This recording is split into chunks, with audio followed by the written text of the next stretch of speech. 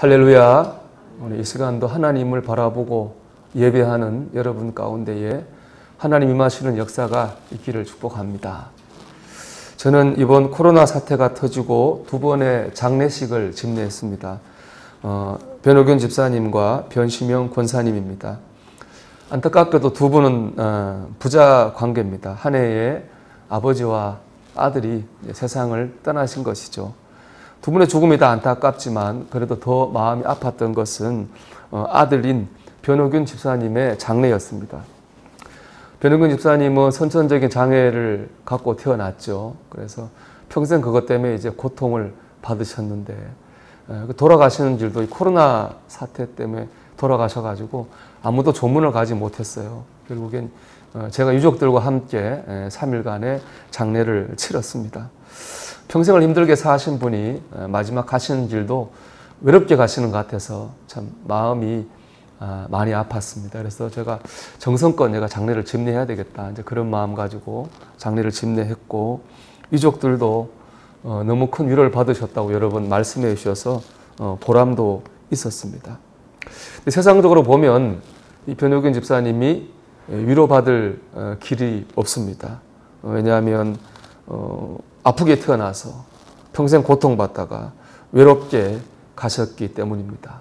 근데 그럼에도 불구하고 위로받을 수 있는 것은 하나님 있기 때문에 그렇습니다. 하나님께서 믿는 사람에게 천국을 약속해 주셨기 때문에 그렇습니다. 다시 아픔이 없고 괴로움이 없고 그래서 눈물 흘릴 일이 없는 그 천국으로 변호균 집사님이 가셨습니다. 저는 믿음으로 이것을 선포했고요. 또 유족들도 믿음으로 이것을 받아들였습니다. 그렇기 때문에 위로를 받을 수가 있었습니다. 이건 세상적으로 할 수 있는 말은 아니잖아요. 그렇죠? 세상적으로 받아들일 수 있는 말도 아닙니다. 오직 하나님을 믿기 때문에 할 수 있는 말이고 하나님을 믿기 때문에 받아들일 수 있는 말입니다. 이것처럼 우리 기독교는 세상에 매여 있지 않습니다. 그 세상에 줄 수 없는 평안과 위로, 힘과 능력을 공급받을 수 있습니다. 세상이 어떠해도 우리는 평안을 누릴 수 있고 우리는 기쁨을 회복할 수 있습니다. 그렇기 때문에 우리가 어려울수록 더 하나님을 바라봐야 되는 겁니다.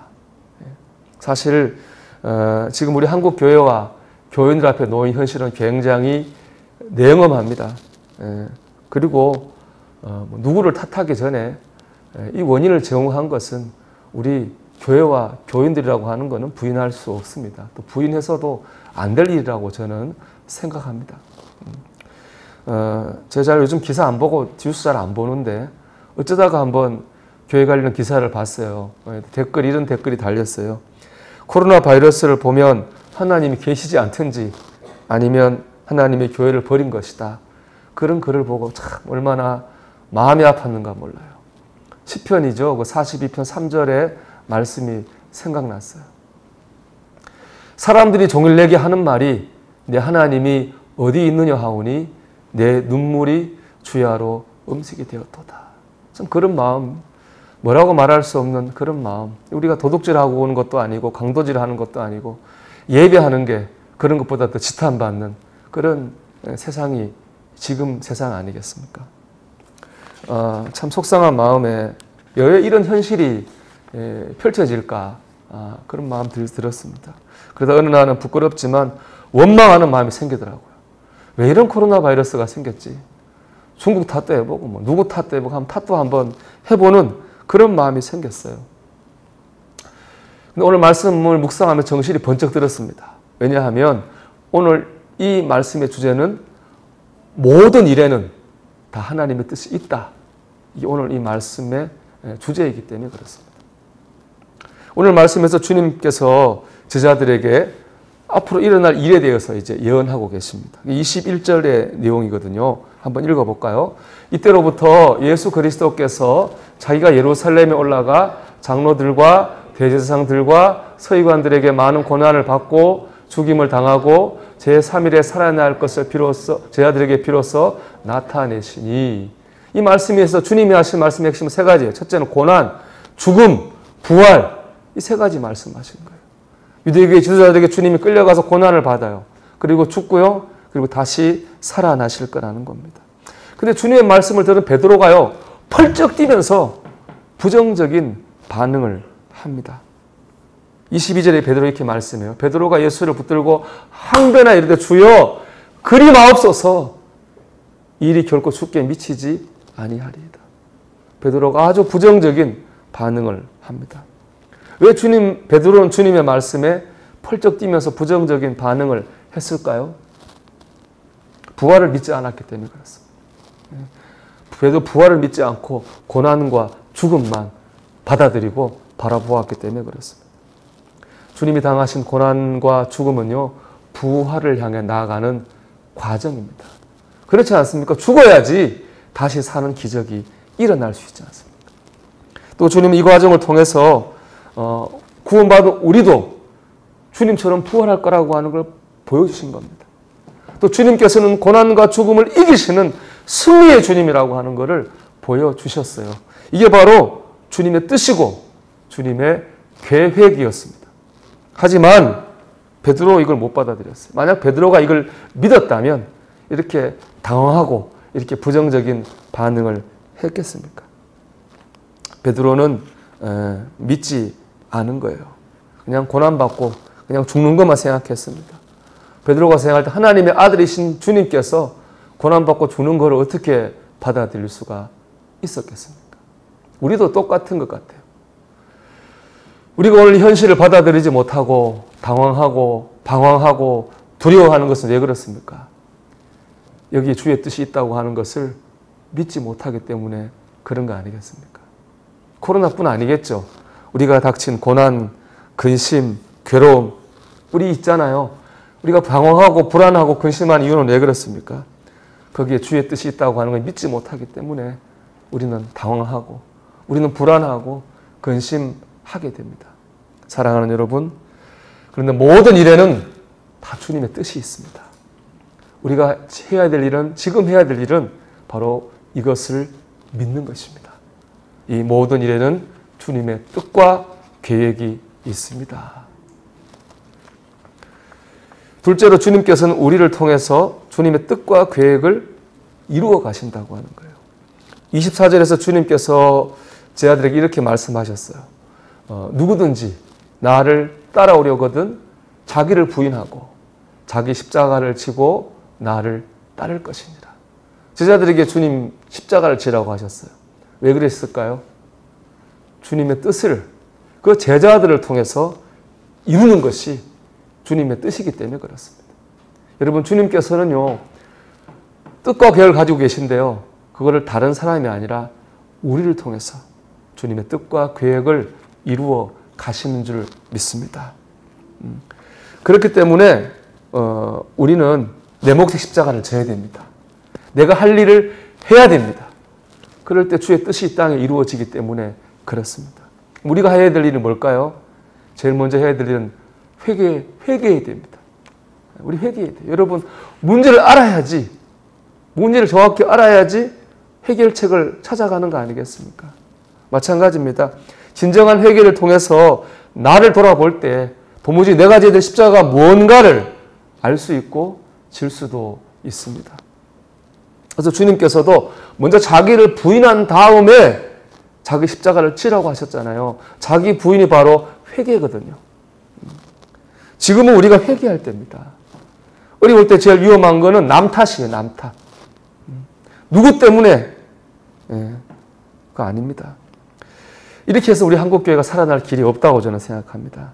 지금 우리가 해야 될 일은 뭐냐? 내 탓이옵니다. 내 탓이. 제가 20년 조금 넘게 목회를 한 건데요.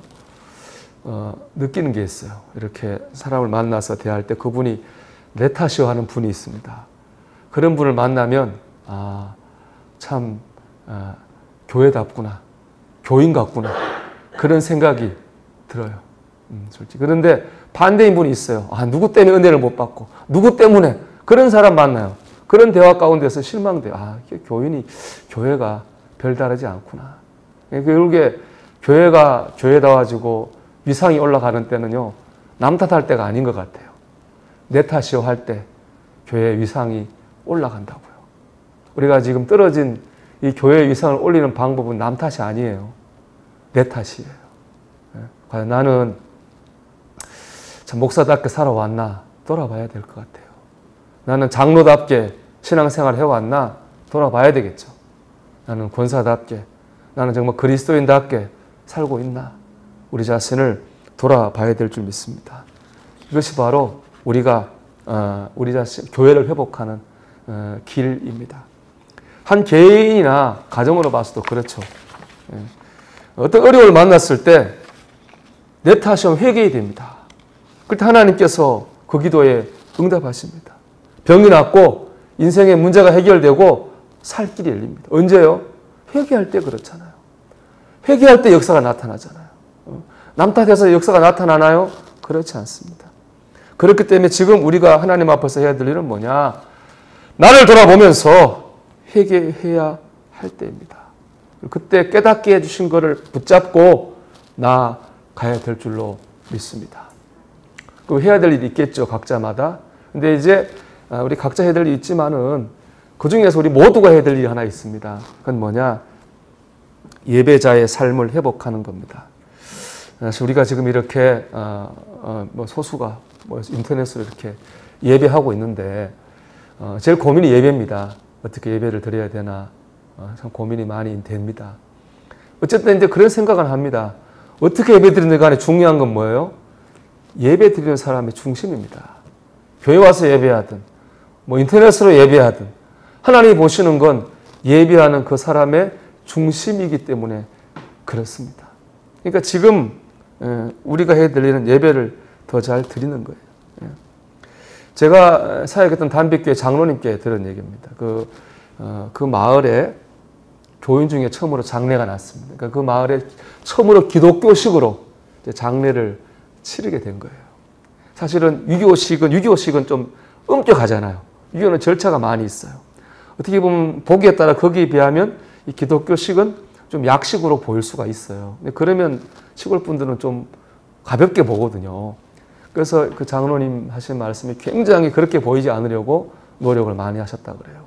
상여도 보통 때보다 보통 다른 안 믿는 사람 하는 것보다 훨씬 더 화려하게 꽃으로 장식하고 절차에 신경을 써가지고 했다고 그래요. 근데 동네 분들이 보고 야 이게 기독교식이 참 대단하구나 하고 감탄했다고 그래요. 그래서 그것 때문에 마을에 복음을 전하는데 큰 도움이 되었다고 하는 말씀을 제가 들은 기억이 있습니다. 그렇죠. 더 잘해야 되죠. 더 잘해야 되죠. 지금 아마 온라인으로 예배하는 분들도 계실 텐데 지금 우리가 온라인으로 예배하는 건 아무래도 집중하는 게 어렵습니다. 저도 허공에 대고 설교하는 게 훨씬 어렵죠. 어렵지만 그러나 지금 우리 마음은 더 잘하려고 해야 됩니다. 저나 여러분들이나 더 잘 예배 드리려고 그런 마음을 가져야 됩니다. 그냥 모니터 앞에 그 시간에 앉아 있었다고 예배가 아닙니다. 말씀을 통해서 은혜 받으려고 하고 도전 받으려고 해야 됩니다. 그럴 때 산 제사가 드려지게 될 것이고 그럴 때 주님께서 그 말씀을 통해 나를 변화시킬 것이고 변화된 내 삶을 통해서 주님의 뜻이 이루어지게 될 것입니다. 여러분, 주님은 분명히 뜻이 있고요. 우리를 통해 그 뜻을 이루어 가십니다. 우리가 주님의 뜻을 이루는 주의 도구가 되기를 주의 이름으로 축원합니다. 마지막으로 주님을 신뢰해야 됩니다. 오늘 24절 마지막에 보면 나를 따를 것이니라 그렇게 말씀하고 있거든요. 주님의 뜻이 있음을 믿는다면 마지막까지 주님을 따라가야 되겠죠. 마지막까지 주님을 따라갈 수 있다고 하는 건 뭐였습니까? 주님을 신뢰하기 때문에 그렇습니다. 주님을 신뢰하니까 따라갈 수 있겠죠. 여러분, 주님을 지금은 신뢰해야 됩니다. 여러분, 주님을 신뢰하십니까? 내가 주님을 신뢰하고 있는지 아닌지를 알 수 있는 기준이 하나 있습니다. 그것은 바로 평강이에요. 이사야서 26장 3절 말씀 보면 주께서 심지가 견고한 자를 평강하도록 지키시리니 이는 그가 주를 신뢰함이니이다 라고 말씀했어요. 주님을 신뢰하는 사람은 평강합니다. 왜냐? 주님의 뜻을 내가 믿고 있기 때문에 그렇습니다. 주님이 붙들고 계시다고 하는 걸 믿고 있기 때문에 그렇습니다. 반대로 주님을 믿고 있지 못하는 사람은 아무리 예배를 드리고 아무리 믿는다고 말은 해도 마음에 평강이 없습니다. 다시 한번 여러분 물어볼게요. 여러분 주님을 신뢰하십니까? 지난주에 한 목사님의 설교를 듣고 참 은혜가 된 내용이 있습니다. 베드로전서 1장 6절의 말씀은 이렇게 되어 있거든요. 우리 같이 한번 읽어볼까요? 베드로전서 1장 6절입니다. 그러므로 너희가 이제 여러 가지 시험으로 말미암아 잠깐 근심하게 되지 않을 수 없으나 오히려 크게 기뻐하는도다. 아멘. 그렇습니다. 여러 가지 시험을 만났어요. 그래서 어떻게 됐어요? 그래서 잠깐 근심했지만은 다시 기뻐하게 됐습니다. 근데 그 이유가 중요해요. 잠깐 근심하고 기뻐한 이유는 시험이 잠깐 있고 끝난 게 아니에요. 시험은 계속돼요. 시험은 잠깐이 아니라 오랫동안 됐어요. 근데 잠깐 근심했다고 하는 건 뭐냐? 근심을 잠깐 했다는 거예요. 왜 그렇습니까? 하나님 은혜로 기쁨을 회복하게 됐다는 겁니다. 고난이 잠깐이 아니라 고난으로 인한 근심을 잠깐 했다는 거예요. 어떻게 그렇게 할 수 있나요? 하나님께서 나와 함께 하신다고 하는 것을 깨달았기 때문에 그래요. 우리 시편 23편 4절의 말씀이죠. 내가 사망의 엄침한 골짜기로 다닐지라도 해를 두려워하지 않을 것은 주께서 나와 함께 하심이라. 주의 지팡이와 막대기가 나를 안위하시나이다. 하나님께서 나와 함께 계시고 내 삶을 책임져 주신다고 하는 것을 믿게 될 때에 우리는 근심을 이기고 평강을 얻을 수 있습니다. 기쁨을 회복할 수 있습니다. 코로나 바이러스 때문에 생긴 신조어가 있죠. 코로나 블루라고 그래가지고 코로나 때문에 모든 사람이 우울하게 있다는 거 아닙니까? 뭐 매일 어디 못 나가고 집에 있어야 되고 애들도 학교 못 가고 집에 있어야 되고 그러다가 또 뭐 경제도 안 되고 코로나에 걸리면 어떡하나 불안하기도 하고 이게 우리가 우울할 수밖에 없고 불안할 수밖에 없어요. 근데 더 큰 문제는 뭐냐? 우리도 그동안 겪어와 봤지만 이 코로나 바이러스가 잠깐 있다 없어질 바이러스가 아니라는 거잖아요. 여러분 여러 가지 기사를 종합해 보면 내년까지 우리는 코로나19 바이러스 영향권 안에 있게 될 거다 이런 게 많습니다. 그럼 내년까지 우리가 우울해야 됩니까? 그리고 내년까지 불안해해야 됩니까? 내년까지 우리가 근심에 눌려 살아야 되겠습니까? 그럴 수는 없지 않겠습니까? 벗어나야 됩니다. 평안을 회복하고 기쁨을 회복해야 됩니다.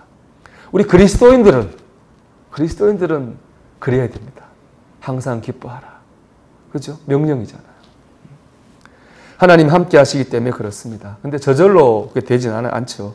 항상 기뻐하라 해서 저절로 기뻐지지는 않습니다. 평안하라 해서 저절로 평안이 오지는 않습니다. 어떻게 될까요, 여러분? 기도해야 됩니다. 야고보서 1장 1절에서 8절의 말씀의 주제는 고난이거든요. 근데 1장 5절은 이렇게 말씀해요.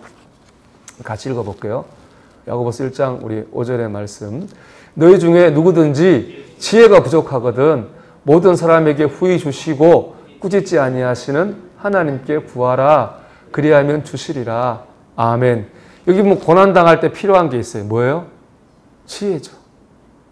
지혜가 필요해요. 고난 가운데 평안을 얻을 수 있는 지혜. 고난 가운데 긍정적인 자세를 회복할 수 있는 지혜. 고난 가운데 기쁨을 누릴 수 있는 지혜. 힘을 얻을 수 있는 지혜가 있어야 된다고요. 근데 지혜가 어떻게 주어지나요? 기도할 때. 하나님께 구하라. 그래야 하면 주시리라. 저절로 기쁘게 되진 않아요. 저절로 평안이 오지도 않아요. 저절로 긍정적이 되지도 않아요. 세상이 그런데 할 수 없어요. 우리 기도해야 돼요. 하나님께 지혜를 달라고. 여러분 기도해야 될 줄 믿습니다. 지금 우리는 기도할 때입니다. 근데 뭐 역설적이죠. 예배를 드리 교회도 못 오는데 그러나 그렇기 때문에 우리는 정말 지금은 기도해야 될 때입니다. 코로나를 없애주세요. 내인의 고난을 없애주세요. 이런 기도해도 해야 되겠죠. 하지만 어떻게 보면 지금 더 필요한 기도는 뭐예요? 하나님 긍정적인 자세를 회복하게 해주세요. 하나님 평안을 누리게 해주세요. 하나님 기쁨의 삶을 회복하게 해주세요. 하나님이 고난을 통해서 내 믿음이 더 성숙하게 해주세요. 우리가 지금 그런 기도를 드려야 될 때인 줄로 믿습니다. 지금은 우리가 기도해야 될 때입니다. 여러분 정말로 가정에든지 혼자 몰래 교회 와서든지, 몰래 아니죠. 혼자 오면 상관없겠죠. 기도할 때입니다. 예. 여러분 우리는 세상에 매여 있지 않는 하나님을 믿는 사람입니다. 때문에 세상에 줄 수도, 세상에 알 수도, 세상에 빼앗아 갈 수도 없는 평안도, 기쁨도 누릴 수 있는 사람들입니다. 하나님을 바라보십시오. 모든 일 가운데 하나님의 뜻이 있습니다. 하나님 우리를 통해 그 뜻을 이루어 가실 줄도 믿습니다. 하나님을 믿고 신뢰하고 의지함으로 여러분 기쁨을 회복하고 평안을 회복하고 이 땅에서 지금 이 어려운 때에 주님의 뜻을 이루어가는 저와 여러분이 되시기를 주의 이름으로 축원합니다.